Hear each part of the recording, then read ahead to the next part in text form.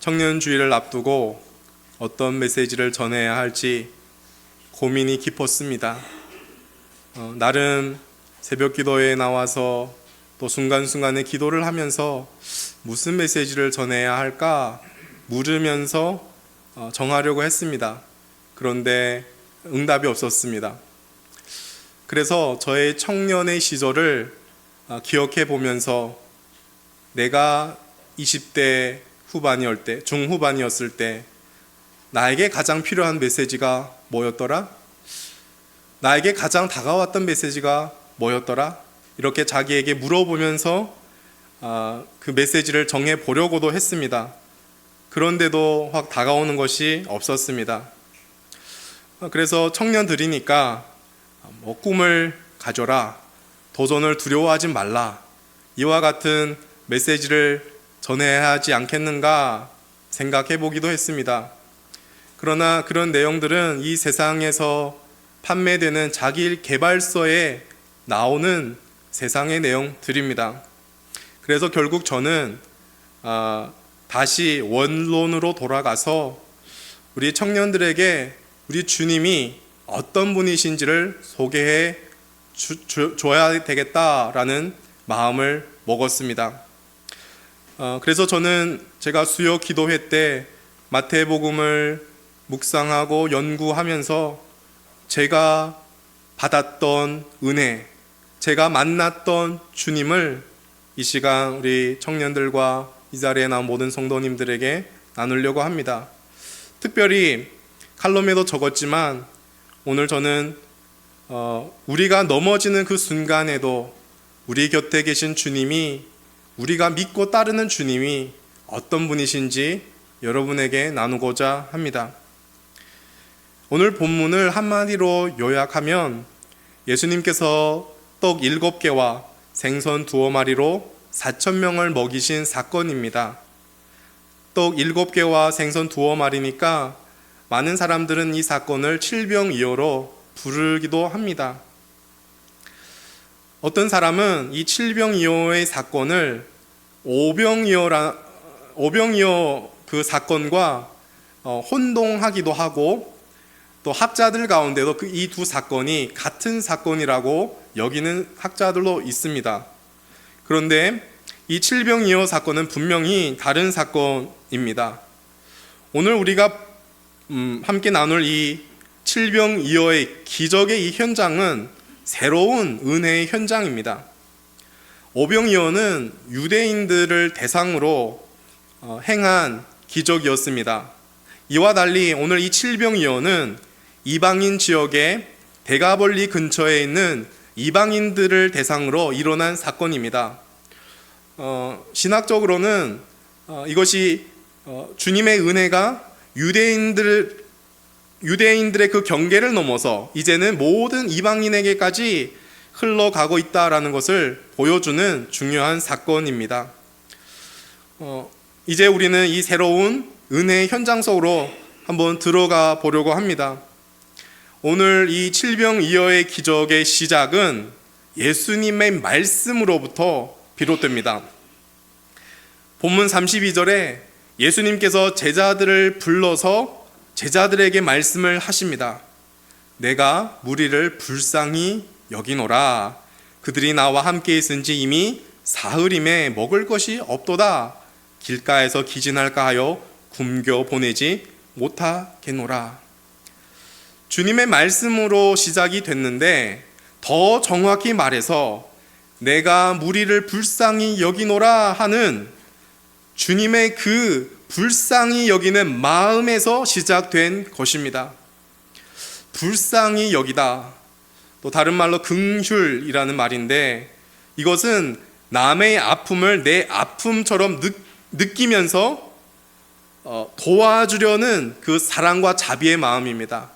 쉽게 생각해서 부모로서 아파하는 아기를 보면서 나도 아파하고 심지어 내가 대신 아파주고 싶은 그 마음, 그것이 불쌍히 여기는 마음입니다.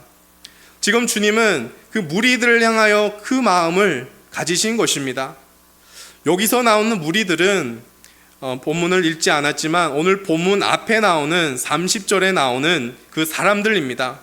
눈으로 잠깐 30절을 살펴보면 이 사람들은 큰 무리와 다리 저는 사람과 장애와 맹인과 말 못하는 사람과 기타 여럿을 데리고 큰 무리와 여러 문제를 가진 그런 사람들입니다.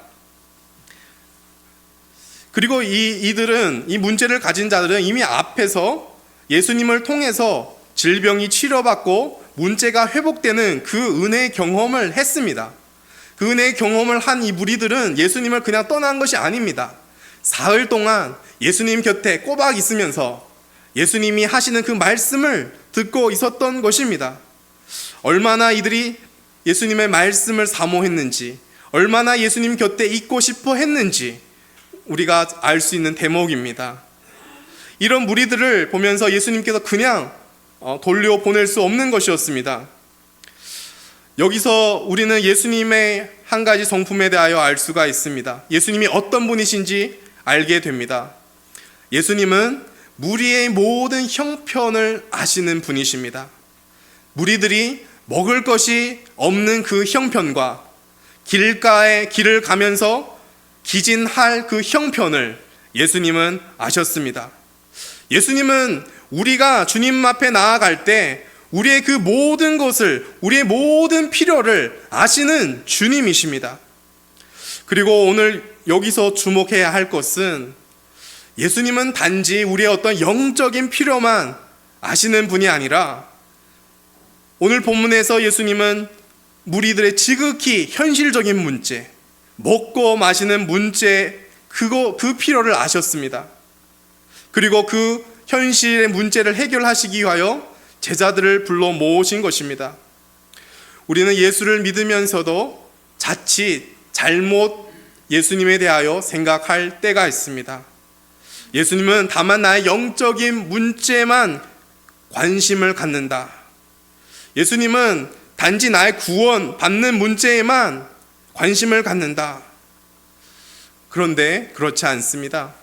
오늘 이 본문이 우리에게 보여주는 것은 예수님은 우리의 영혼뿐만 아니라 우리의 육적인 그 현실적인 문제에도 관심을 갖고 있는 주님이시다라는 것입니다. 이 대목에서 박윤선이라는 목사님은 이렇게 말했습니다. 예수님은 사람의 육신보다 영혼을 더 중요하게 생각하신다. 그러나 그는 우리의 영혼만 구원하시지 않고 몸도 구원하신다. 우리의 몸도 구원을 받아야 되는 것이고 우리의 몸도 소중한 것이고 우리가 먹고 마시는 것도 중요한 것입니다. 여러분, 우리가 잘 알고 있는 주기도문 내용 중에 어떤 것이 있습니까? 일용할 양식을 주옵시고, 주님은 우리 보고 먹고 마시는 것을 구하라고 가르쳐 주셨습니다. 여러분, 우리 주님은 주님 앞에 나온 이 무리들의 삶과 저들의 현실적 필요에 대하여 둔감하신 분이 아닙니다. 또 그들의 필요를 아시면서도 그들을 외면하고 모른 척 하시는 분도 아닙니다. 오히려 주님은 이 무리들의 삶과 현실적 필요를 아시고 그들을 불쌍히 여기시기 때문에 그들의 필요를 넉넉히 채워주시는 분이십니다. 우리 청년들 중에는 이제 학업의 고민을 가지는 이 현실적 고민을 하는 친구들도 있고, 또 취업의 고민, 또 앞으로 가정을 이루는 그런 현실적 고민을 하는 우리 청년들이 있을 것입니다. 우리 청년 아니라 우리 모든 자는 또한 경제적인 어려움, 돈이라는 현실적인 고민, 인간 관계라는 그 현실적 고민을 하며 살아갑니다. 그런데 우리 주님은 그런 우리의 현실적 고민을 보면서 그래, 그것은 너 혼자 알아서 하고 나는 관심 없어, 이런 것이 아니라 우리가 고민하는 그 모든 현실 고민을 외면하지 않으신다라는 주님이십니다. 우리 사람은 다른 사람의 그 아픔과 고통을 잘 공감하지 못합니다. 물론 공감하다고 말을 하겠지요. 내가 아팠으니까 내가 그 병을 걸렸으니까 나는 네가 지금 아파하는 것을 공감한다라고 말합니다.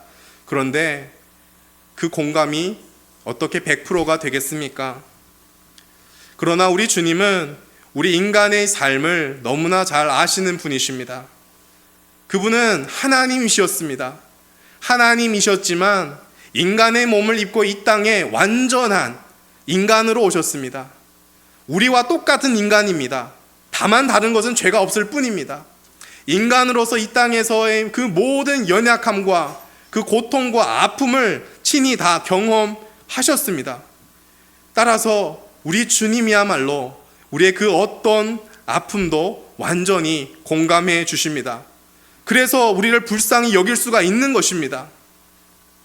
히브리서 기자가 4장 15절에 이렇게 말하고 있습니다.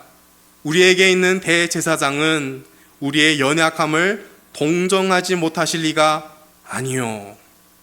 개역 한글에는 더 멋지고 더 다가오는 표현이 있었습니다. 우리의 연약함을 체휼하신다. 체휼이라는 표현을 썼습니다. 몸소 경험했기 때문에 우리의 그 모든 것을 똑같이 알고 계신다라는 뜻입니다. 우리 주님은 우리의 모든 필요를 아십니다. 그래서 마태복음 10장 30절에 보시면 하나님은 우리의 머리카락도 세신 바 되었다라고 말합니다. 주님은 우리의 필요를 아셔서 가장 좋은 것으로 또 가장 적당하게 우리에게 그 필요를 채워주시길 원하시는 분이십니다. 그것이 우리의 영적인 필요든 우리의 현실적인 필요든 주님은 적절한 시기에 적절한 방법으로 우리에게 채워주십니다. 그러니 여러분, 어떤 상황에 여러분이 처하여 있을지라도 절대로 낙심하지 마십시오. 궁핍과 부족함 속에서 우리를 불쌍히 여기시는 주님을 바라보며 그 주님께 도움을 간구하십시오. 하나님이신 예수님이 우리의 가장 치명적인 문제, 죄의 문제를 해결하시기 위하여 인간으로 오셨습니다. 그리고 십자가를 지시고 생명을 내어주셨습니다. 자기 생명을 내어주셔서 우리를 구원해 주신 분이 어떻게 우리를 그냥 그 어려움 속에 내버려 두시겠습니까? 긍휼이 넘치는 주님. 아까 그 성경 낭송 때 103편에 긍휼이 풍성하신 그 하나님, 오늘 본문에 우리를 불쌍히 여기시는 이 주님, 이 주님이 저와 여러분의 간구를 들어주시고 저와 여러분의 삶을 책임지실 줄 믿습니다. 예수님께서 무리들의 배고픔을 해결해 주시려고 제자들을 불렀습니다. 그리고 제자들에게 떡이 몇 개 있는지 질문을 합니다. 34절에 보시면 제자들이 대답합니다. 우리에겐 떡이 7개와 생선 2마리가 있다라고 대답합니다. 예수님은 모든 무리를 이렇게 바닥에 앉히시고 그 7개 떡과 생선 2마리로 하늘을 향하여 축복 기도를 합니다. 그리고 제자들을 통하여 그 많은 무리를 배불리 먹입니다. 그 결과가 37절에 기록되어 있습니다. 37절 말씀을 한 목소리로 읽도록 하겠습니다. 시작.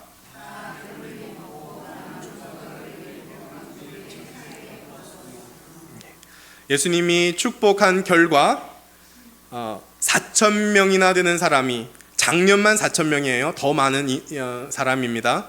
그 많은 사람이 배불리 먹고도 풍성이 남는 결과가 생긴 것입니다. 여기서 잠깐 오병이어와 비교하면서 한 가지 나누고 싶은 것이 있습니다.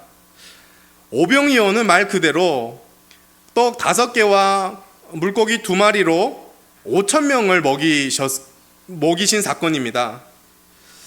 오늘 본문 7병이어는 떡 7개와 생선 2마리로 4,000명을 먹인 사건입니다. 그런데 이 결과가 좀 다릅니다. 오병이어 때 남은 조각은 12광주리에 가득 차게 거두었다라고 기록되어 있고, 오늘 본문에서는 7광주리에 차게 거두었다라고 되어 있습니다. 오늘 본문에서 분명 더 많은 떡, 7개 떡과 생선이 사용되었고, 그리고 4,000명, 좀 더 적은 인원수가 그 자리에 있었는데 더 적게 남은 것입니다. 이것은 무엇을 의미할까요? 하나님에게 있어서 떡과 물고기가 얼마 있느냐가 중요하지 않다라는 것입니다. 떡과 물고기에 따라서 하나님의 어떤 능력이 제한받는 것이 아닙니다. 떡과 물고기가 많든 적든 우리 하나님께 있어서는 똑같은 것입니다. 설령 떡이 1개고 물고기가 1마리였어도 주님이 축복하시면 그 많은 무리들을 배불리 먹고도 남았을 것입니다. 그런데 여기서 우리는 한 가지 기억해야 합니다. 여기서 가장 중요한 것은 그 떡이 아니라 하나님의 축복이 그 자리에 있느냐 없느냐 하는 것입니다. 하나님의 축복이 있으면 떡 1개라도 그 많은 사람들을 먹을 수 있는 것이고, 하나님의 축복이 임하지 않으면 떡이 아무리 많고 물고기가 아무리 많아도 그 사람들을 배불리 먹일 수 없는 것입니다. 우리 삶에 있어서 우리가 얼마나 많이 가지고 적게 가졌느냐 그닥 중요하지 않습니다.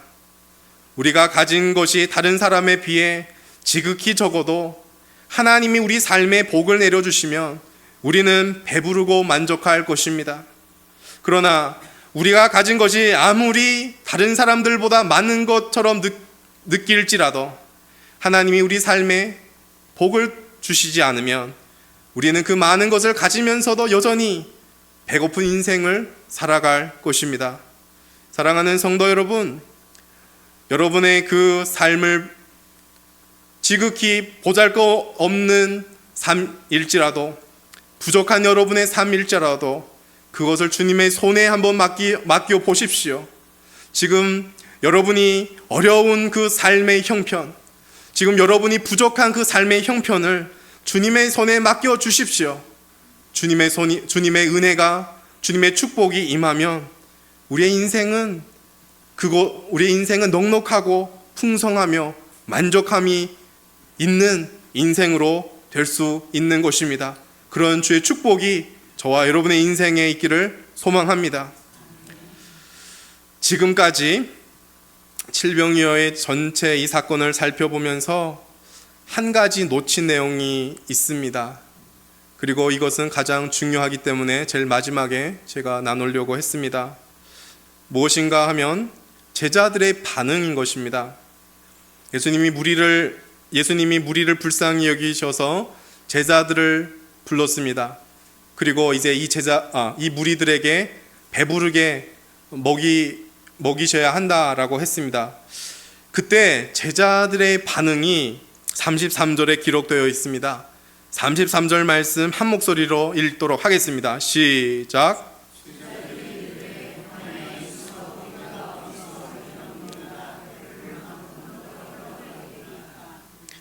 제자들은 자신들의 힘과 능력으로는 이 무리를 배불리 먹일 수 없음을 말하고 있습니다. 우리가 광야에 있습니다. 우리가 어디에 가서 이 4,000명이나 되는 이 사람들에게 먹을 떡을 구하겠습니까? 그렇게 말합니다. 그런데 여러분, 이상하지 않습니까? 얼마 전에 마태복음 14장에 이 제자들은 예수님이 행하신 오병이어의 기적을 경험한 바가 있습니다. 마태복음은 시간적 순서로 기록하지 않았기 때문에 마가복음을 참고해 보더라도 오병이어 사건은 불과 오늘 칠병이어 사건 며칠 전 일입니다. 그다지 오래 지나지 않았습니다. 그러니까 오병이어의 그 기적의 현장 속에서 감동받고 은혜 받았던 그 여운이 아직 남아있을 만도 합니다. 그러나 지금 제자들의 모습은 마치 앞서 오병이어에서 경험했던 예수님의 능력, 예수님이 풍성히 베푸신 은혜, 그 모든 것을 망각해버린 우둔한 모습입니다. 제자들은 이 오병이어의 기적뿐만 아니라 그 앞에서 풍랑을 잠잠케 하시는 주님을 보셨고, 그리고 그 풍랑 속에서 제자들을 구원해 주시는 그 주님의 능력을 경험했습니다. 또 저쪽 그 물 위에서 걸어오시는 주님도 경험했었고, 모든 병자들을 치료하시는 주의 능력, 귀신을 쫓아내시는 주의 능력, 제자들은 다 경험했습니다. 그것을 경험하고 또 예수님과 함께 하면서 한때는 제자들이 예수님께 예수님은 주님이시여 하나님의 아들이다라는 고백까지도 했습니다. 그런데 오늘 우리가 바라보고 있는 이 본문, 지금 이 시점에 제자들은 전혀 믿음이 없는 말만 하고 있습니다. 광야에 서서 우리가 어디 가서 이 무리가 배부를 만큼 떡을 얻겠습니까? 우리는 할 수 없습니다. 제자들은 예수 안에서 경험했던 능력과 풍성한 은혜를 다 잊어버린 상태입니다. 오늘 이 본문에 이 제자들의 모습을 보면서 그 모습이 저의 모습이고 여러분의 모습이 아닐까 생각했습니다. 우리는 정말로 쉽게 망각합니다. 우리는 성경을 통하여 우리에게 주신 은혜의 메시지들을 기억하지 못합니다. 하나님이 자기 독생자를 내어주시는 이 대가를 치르면서 나 같은 이 더러운 죄인을 살려주신 은혜를 기억하지 못합니다. 나 같은 이 죄인을 구원하시기 위하여 인간의 몸을 입으시고 십자가에서 죽으시고 부활하신 십자가의 그 능력을 우리는 기억하지 못합니다. 뿐만 아니라 우리가 지금까지 살아오면서 삶의 순간순간마다 하나님이 인도하시고 축복해 주셨던 그 은혜와 능력도 망각해 버립니다. 여러분이 지금 이 시간 잠깐 지나온 삶을 돌아보십시오. 여러분이 질병 때문에 아파하고 두려워서 신음할 때 주님이 만져주시고 치유해 주시지 않았습니까? 여러분의 인생이 막막하고 힘들어서 포기하고 싶을 때, 주님 앞에서 눈물만 쏟아 부을 때 주님이 많은 사람과 환경을 통하여 우리를 위로하시고 일으켜 세우시지 않았습니까?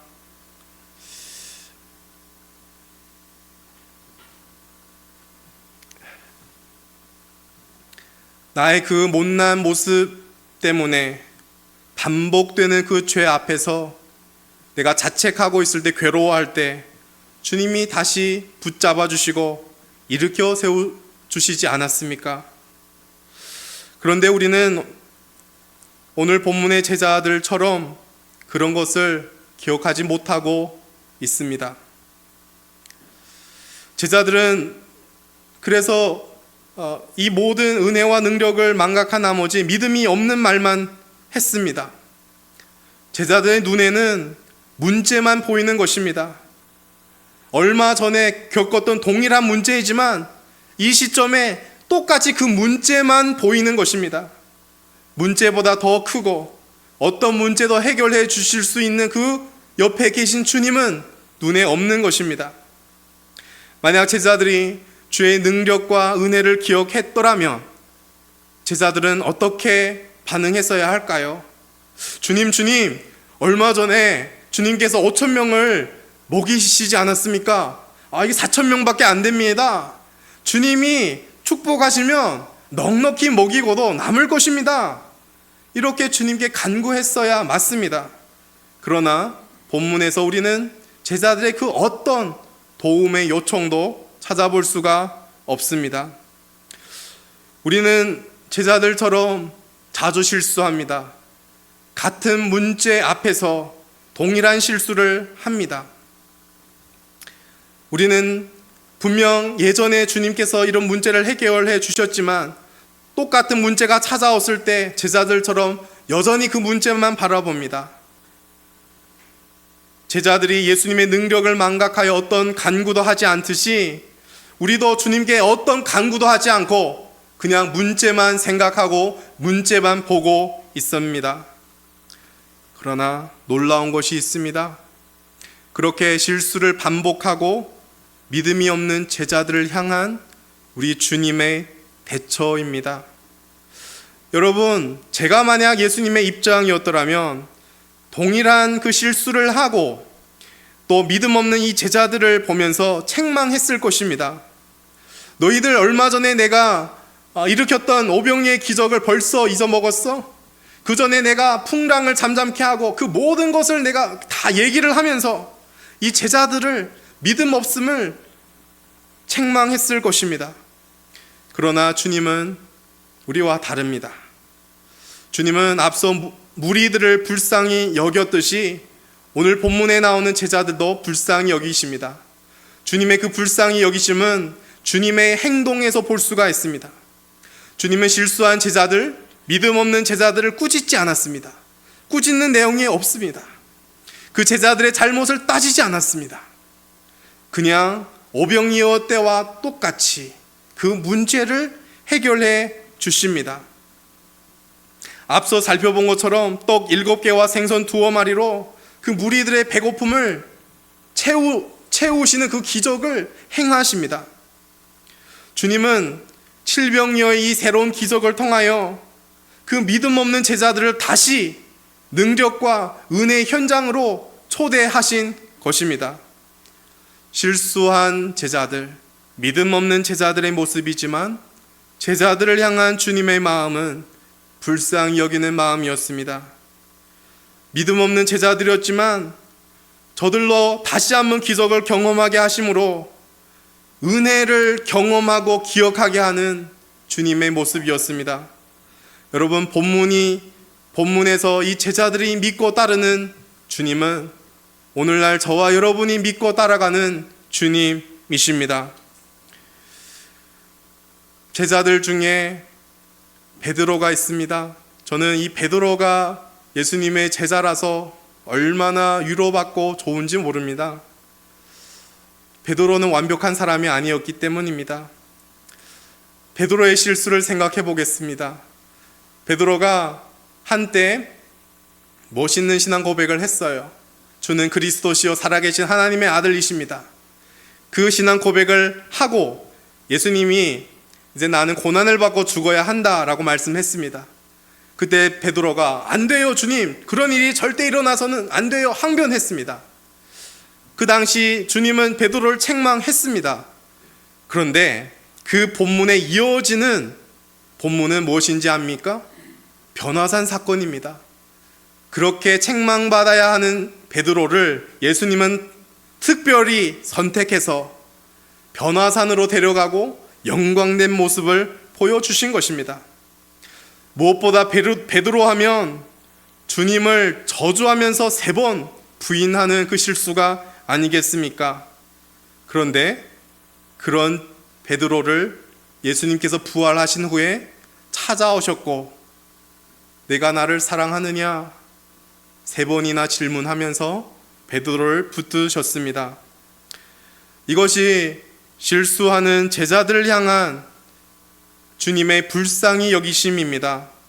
여러분, 우리는 불쌍히 여기시는 주의 은혜 때문에 오늘 하루를 살아갑니다. 불쌍히 여기시는 주의 은혜 때문에 우리는 언제든지 어떤 형편에 있든지 담대하게 그 주님을 믿으며 주께 나아갈 수 있습니다. 왜냐하면 불쌍히 여기시는 주의 은혜는 우리의 어떤 실수도 덮어주기 때문입니다. 말씀을 맺겠습니다. 주님은 우리의 영적인 필요든 육적인 필요든 모두 아시는 분이십니다. 나아가 우리를 불쌍히 여기셔서 넉넉히 채우는 분이십니다. 우리의 삶이 힘들고 어렵고 부족해도 주님의 손에 맡겨서 주님의 축복이 임하면 넉넉하고 풍성한 삶, 은혜의 삶으로 변합니다. 무엇보다 주님은 우리가 실수하고 믿음 없는 그 순간조차도 우리를 불쌍히 여기시는 주님이십니다. 여러분, 우리가 살아가면서 중요한 것은 실수하지 않고 실패하지 않고 완벽하게 살아가는 것이 아닙니다. 정말로 중요한 것은 우리의 실수와 실패 속에서도 우리를 향한 주님의 마음이 무엇인지, 믿음 없는 우리를 향한 주의 시선이 무엇인지를 알아가는 것입니다. 우리 연약함 속에서도 우리 주님은 우리를 붙들고 계신다는 이 사실을 신뢰하며 나아가는 것이 중요합니다. 여러분, 불쌍히 여기시는 주의 은혜, 이것을 붙들고 언제나 어디서나 담대하게 믿는 자답게 살아가시기를 주님 이름으로 축복드립니다.